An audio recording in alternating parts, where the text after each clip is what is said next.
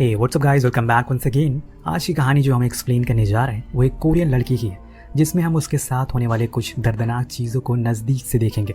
तो चलिए शुरू करते हैं। जून नाम का एक पादरी जो कि एक लड़की के अंदर से एक स्पिरिट को बाहर निकालने की कोशिश कर रहा है, जिससे उस लड़की के शरीर को काफ़ी नुकसान पहुंचा, जो कि हम देख ही सकते हैं कैसे वो तड़प रही है, पर वो उसे बाहर नहीं आ रही है, जिससे कि जून और कठिन मंत्र पढ़ता है और फिर वो लड़की चिल्लाना शुरू कर देती है। बीच बीच में वो उसे कुछ अजीब अजीब सी बातें करना शुरू करती है ताकि वो मैनिपुलेट हो सके, लेकिन जून इतनी आसानी से हार नहीं मानेगा। वो अपने काम में लगा रहता है, पर बाहर बैठी उस लड़की की माँ अपनी बेटी की ऐसी चीखें सुनकर खुद को रोक नहीं पाती और अंदर आ जाती है, जहाँ वो देखती है कि फादर उसकी बेटी के काफी करीब खड़ा हुआ, जिससे उन्हें डाउट होता है और फिर वो अपनी बेटी की रस्सी खोल देती है। देन फादर को काफी कुछ सुनाती है, पर वो बार बार यही कह रहा था कि उसने ऐसा कुछ नहीं किया, वो गलत सोच रही है। इतने में हम उस लड़की को खिड़की पर बैठा हुआ देखते। वो वहां से कूदने ही वाली थी, लेकिन तभी फादर उसके हाथ को पकड़ लेता है। तो वो लड़की की स्पिरिट कहती है, जैसे तुम्हारे गॉड हर जगह हैं, हम भी वैसे ही पूरे संसार में फैले हुए। तुझे क्या लगता है मैं वापस नहीं आऊंगी? मैं जरूर आऊंगी और तुझसे बदला भी लूंगी। ये बोलकर वो उसके हाथ पर काट लेती है और वहां से कूदकर उस लड़की को मार देती है। सो कुछ इस तरह से इस कहानी का एंट्रो होता है। अभी तो ये सब शुरुआत है, आगे कुछ ऐसे ट्विस्ट और टर्न आने वाले हैं जो आप देखकर हैरान हो जाएंगे।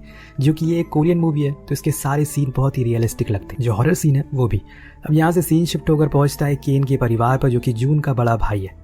वो अभी दूसरी जगह शिफ्ट हो रहे हैं क्योंकि पूरी सोसाइटी में ये बात फैल गई है कि उसके भाई ने एक्सॉर्सिज्म का सहारा लेकर एक लड़की के साथ बहुत गलत किया और फिर उसे मार भी दिया, जिस बात से केन की वाइफ काफी परेशान है क्योंकि उनकी भी 2 बेटियां हैं। इसीलिए उन्होंने आखिर में घर को छोड़ने का फैसला कर लिया। इस दौरान हम देखते हैं कि इस परिवार में 2 ग्रुप हैं, जिसमें एक जून की इज्जत करता है क्योंकि उन्हें लगता है कि उसने ऐसा कुछ भी नहीं किया, वो बस एक प्रोसेस का हिस्सा था।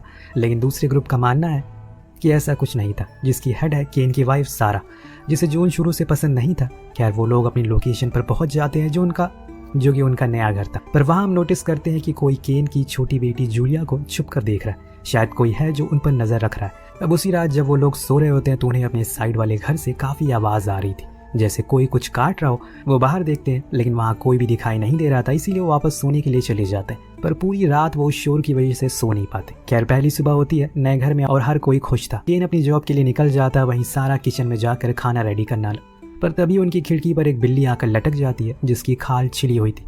ऐसा लग रहा है कि मानो किसी ने उसे पहले मारा हो, देन यहाँ पर लटका दिया। ये सब वो देख ही रहे होते हैं कि इतने में जूलिया सोकर नीचे आती है और सबसे पहली चीज उस बिल्ली को देखती है, जिससे वो डर के मारे बेहोश हो जाती है। सभी बहुत घबरा जाते हैं और उसे हॉस्पिटल लेकर जाते हैं, जहाँ उसे एडमिट किया जाता है।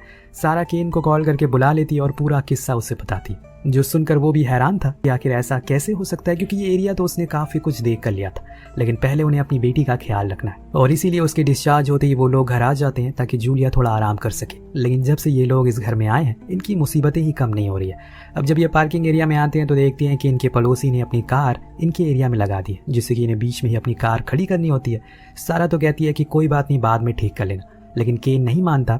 वो अपने पड़ोसी के घर जाता है क्योंकि उसे कल वाली रात का किस्सा भी याद था, इसीलिए वो सीधा घर के अंदर घुस जाता है। पर वहां का मंजर देखकर उसके होश उड़ जाते हैं क्योंकि उसके घर में जानवरों के कंकाल पड़े थे, जो कि सड़ चुके थे। वहां पर चारों ओर पंछियों को मारकर सीलिंग से लटकाया हुआ था, जो देखकर बहुत ही डरावना लग रहा था, सेम उसी तरह जैसे कि आज सुबह वो बिल्ली लटकी हुई थी। तभी पीछे से पड़ोसी आता है, जिसको देखकर वो अचानक से डर जाता है, पर वो दिखने में काफी अजीब था क्योंकि वो केन को अजीब ही लुक दे रहा था। इसीलिए वो बस ये कहकर निकल जाता है कि अपनी कार हटा लेना, मुझे पार करनी है। पर उस रात भी वो पूरा परिवार सो नहीं पाता क्योंकि आज एक बार फिर लगातार उसी तरह की आवाजें आ रही है। और इस बात से तंग आकर केन पुलिस कंप्लेन कर देता है और उन्हें ये भी बताता है कि आज शाम में उसने उनके घर में क्या क्या देखा, जिसको सुनकर पुलिस भी हैरान हो जाती है। उसी घर की तलाशी लेने के लिए जाती है, लेकिन ये क्या, वहां तो कुछ भी ऐसा नहीं था, बस एक फैब्रिक कटिंग मशीन चल रही थी जिसमें से आवाज आ रही। केन को यकीन ही नहीं होता कि ऐसा कैसे हो सकता है, इसने कुछ ही घंटों में पूरे घर को कैसे साफ कर दिया। खैर अब उस घर में कुछ नहीं मिलता तो उस पड़ोसी को कुछ कहा भी नहीं जाता, बस वो मशीन का काम उसे सुबह करने को कहकर वो लोग वहां से चले जाते और केन का परिवार भी घर लौट आता है। दूसरे सीन में हम जून को देखते हैं, जो कि एक किताब को बहुत गौर से पढ़ रहा है। तभी उसकी नजर ऊपर सीलिंग पर पड़ती है, जहाँ वो लड़की लटकी हुई थी, जिसके अंदर वही स्पिरिट थी और वो उसे वार्न कर रही है कि वो जल्दी ही आने वाली है। देन इस पूरे रूम में खून की बारिश होने लगती है, जो देखकर हर किसी की रूह कांप जाए। पर तभी दोस्तों जून की आंख खुल जाती है क्योंकि ये एक बुरा सपना था, पर ये सपने का क्या मतलब था उसे भी समझ नहीं आया। खैर इसी उलझन में उसकी पूरी रात गुजर जाती है। एक दिन हम केन की छोटी बेटी को सोते हुए देखते हैं, तभी कोई उसकी ब्लैंकेट को खींचने लगता है। उसे लगता है कि मे भी उसका भाई है, इसीलिए वो उसे डांटने के लिए उठती है कि तभी कोई हाथ आकर उसे खींचकर दोबारा बेड पर लेटा देता है। और ये कोई और नहीं बल्कि उसी के पिता थे, जो उसी को देखे जा रहे थे। जिस चीज से जूलिया एकदम ही सहम सी जाती है उसकी आंखों से आंसू आने लगते हैं, लेकिन उसके पिता नहीं रुकते। वो उसे बार बार अजीब तरह से छूते हैं और ये सिलसिला कई घंटों तक चलता रहता है। पर अगली सुबह जूलिया किसी को भी इस बारे में नहीं बताती, क्योंकि शायद कोई उसकी बात पर यकीन ही ना करे।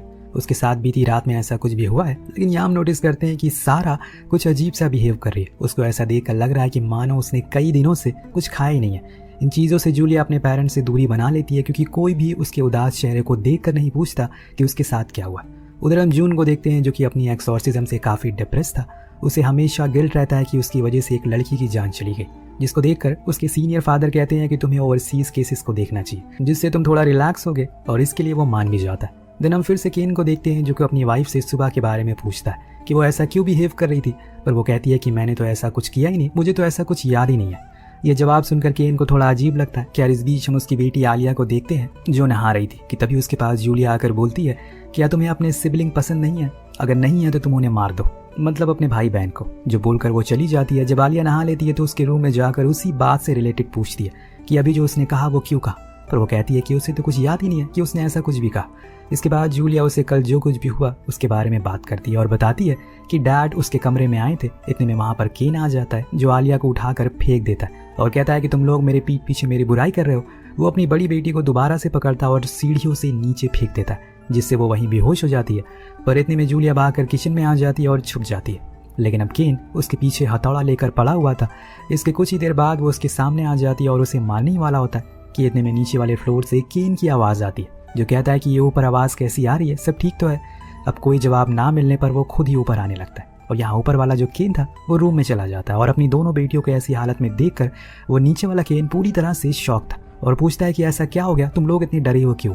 पर उन दोनों को कोई भी आइडिया नहीं था कि ये सब चल क्या रहा है। फिर ये दूसरा केन कौन है? इतने में दोस्तों पीछे से सारा आ जाती है, जिसके हाथ में वही हैमर था। वो उसे लेकर अपनी बेटियों पर वार करने के लिए आगे बढ़ती है, पर केन उसे हथौड़ा छीन लेता है, लेकिन सारा बार बार उसे मारी ही जा रही थी। इतने में नीचे से सारा भी ऊपर आने लगती है और ऊपर वाली जो सारा थी वो उसी रूम में चली जाती। पिछले आधे घंटे में जो भी कुछ हुआ किसी को कुछ समझ नहीं आया। इस बीच केन उसी रूम में जाकर चेक करता है कि वहां पर उसकी बीवी जो गई थी वो कहाँ गई, लेकिन वहां जाने पर उसे कोई दिखाई नहीं देता, सिर्फ हथौड़ा वही रखा हुआ था। अब पूरा रूम खाली था, जो देखकर वो एकदम ही डर जाता है कि ऐसा कैसे हो सकता है। उसका पूरा परिवार परेशान हो गया है। उधर हम जून को देखते हैं, जो अपने सीनियर के साथ एक्सॉर्सिज्म कर रहा है, लेकिन दोस्तों ये एक्सॉर्सिज्म फेल हो जाता है और उसका एक दोस्त और उसका एक साथी पादरी की भी मौत हो जाती है, जिसके चलते उसे कुछ सवाल किए जाते हैं। लेकिन अब वो ये देश छोड़कर जा रहा है। इतने में उसके पास उसके भाई केन का कॉल आता है, जो बताता है कि उसके घर में कुछ बहुत अजीब सी चीजें हो रही है, इसीलिए अगर वो आकर उनकी मदद कर दे तो अच्छा होगा। पर जून बताता है कि वो आज रात को ही देश से बाहर जा रहा है किसी काम के लिए, इसीलिए वो नहीं आ पाएगा। अब केन काफी समझदार आदमी था, उससे पता है कि वो सच में जा रहा है, इसीलिए उसने मना कर दिया। लेकिन सारा को जब ये पता चलता है कि वो नहीं आ रहा है तो उसके ऊपर बहुत गुस्सा करती है और कहती है कि वो ऐसा कैसे कर सकता है, क्या वो भूल गया कि हमने उसकी कितनी मदद की है। जो सुनकर केन भड़क जाता है और कहता है कि मैंने उसकी मदद ना की तुमने, मुझे पता है कि तुम उसे छुप छुप कर घर का किराया लेती थी और उसे बासी खाना खिलाती थी। मेरा भाई है वो, मैं उसे जानता हूँ। तुम्हारी चक्कर में हमने अपना पुराना घर छोड़ दिया क्योंकि तुम लोगों की बातों में जल्दी आ जाती हो। उस रात वो लोग डिसाइड करते हैं कि वो कुछ दिन के लिए कहीं बाहर चले जाएंगे, लेकिन इतने में दोस्तों वहाँ पर जून आ जाता है, क्योंकि उसे केन के बच्चों की फिक्र थी। वो उन्हें ऐसा खतरे में डालकर खुद फ्री तो नहीं घूम सकता।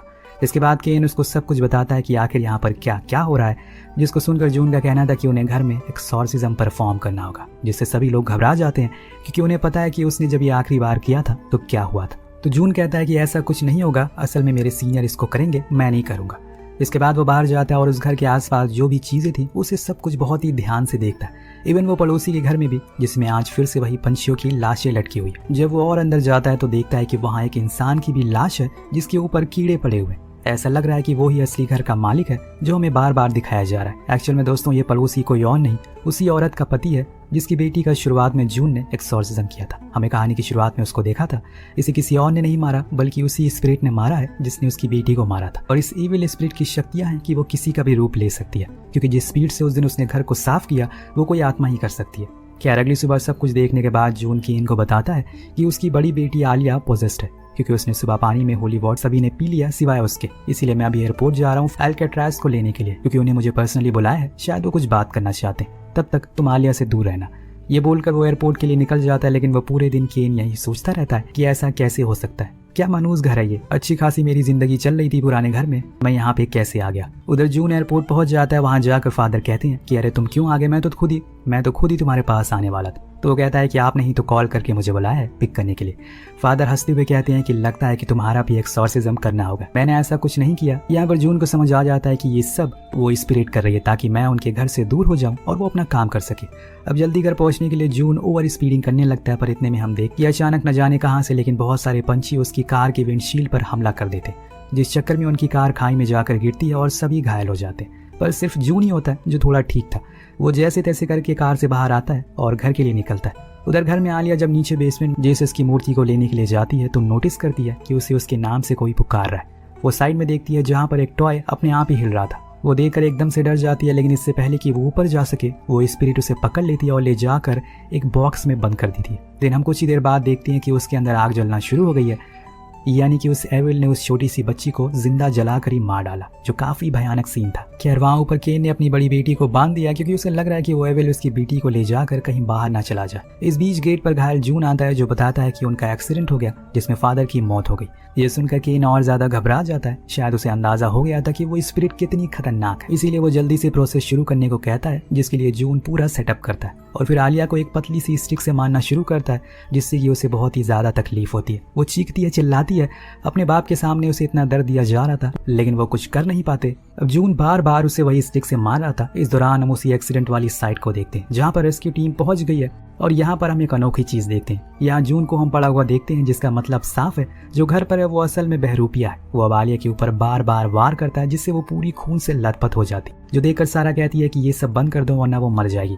लेकिन केन कहता है कि ऐसा नहीं होगा, तुम एक बुरी माँ हो, क्या तुम नहीं चाहते कि तुम्हारी बेटी बच जाए? ये बोलकर वो उसके सर को दीवार में मारकर बेहोश कर देता है, जो देखकर वो एविल स्पिरिट बहुत खुश होती है और अपने असली रूप में आकर केन को भी मारने लगती है। लेकिन इतने पे वहां पर असली वाला जून आ जाता है जो कि जिंदा था। वो आते ही प्रे करने लगता है, जिससे कि वो वहां से चली जाती। इस दौरान केन को अपने छोटे बेटे की रोने की आवाज आती है जो कि बेसमेंट से आ रही थी। वो फौरन वहां जाकर देखता है कि वो हीटर के पास बैठा हुआ है, तो केन उस हीटर को खोलता है और उसके तो रोंगटे खड़े हो जाते हैं। असल में वहां पर जूलिया बहुत बुरी तरह से जलकर मारी गई थी, जो देखकर उसके पिता के मुंह से कुछ शब्द ही नहीं निकलते। इस बीच वहां पर आलिया आती है जो जून से कहती है कि अंकल आपने मुझे इतना मारा क्यों? लेकिन अब जून उसकी हर तरकीब को समझ गया है, इसीलिए वो अब उसे जितना भी मंत्र याद थे सब कुछ पढ़ना शुरू करता है, जिससे वो भी अपने पूरे रूप में आ जाती है। लेकिन वो इतनी ज्यादा ताकतवर थी कि उसके पढ़ते हुए मंत्र को वो खुद ही दोहराना शुरू कर देती और अपने हाथ से एक क्रॉस भी बनाती है, जो देखकर जून हैरान था। इस बीच वो उसके ऊपर चढ़कर उसे मारने वाली थी। इतने में केन उस पर होली वाटर फेंक देता है, जिससे वो शैतान थोड़ी देर के लिए उससे दूर हो जाती। अब यहाँ तक जून को समझ आ गया था कि स्पिरिट को भगाने का एक ही उपाय है, किसी को बलि देनी होगी। वो अब ये खुद करने वाला था, जिसके लिए वो गॉड से प्रे करता है कि सेविल को मेरे अंदर भेज दो। जब ये चीज़ वो स्पिरिट सुनती है तो बहुत खुश होती है, क्योंकि वो तो यही चाहती थी, उसे एक नया शरीर मिले। लेकिन जैसे ही वो उसके अंदर प्रवेश करती है, जेन अपने भाई से कहता है कि मुझे मार दो। वो ऐसा नहीं करना चाहता, लेकिन अंत में वो खुद के अंदर वो पूरा क्रॉस घुसा देता है और एक दर्दनाक मौत का शिकार हो जाता है, जिससे वो एविल आत्मा भी खत्म हो जाती है। मतलब उसने जो कहा वो करके दिखा दिया, उसने जून की जान ले ही ली। पर क्या शरीर को मारने से आत्मा भी मर जाती है? खैर अब जेन को अपने छोटे बेटे को लेकर ऊपर जाता है, जहाँ पर सारा और आलिया थे। वो लोग एक दूसरे को देखकर बहुत रोते हैं, क्योंकि उन्होंने भले ही इस मुसीबत से छुटकारा पा लिया, लेकिन अपनी बेटी और अपने भाई को हमेशा के लिए खो दिया। और इसी के साथ ये कहानी यहीं खत्म हो जाती है। तो आपको कहानी कैसी लगी नीचे कमेंट करके जरूर बताएगा। मिलते हैं अगली वीडियो में। Thank you so much.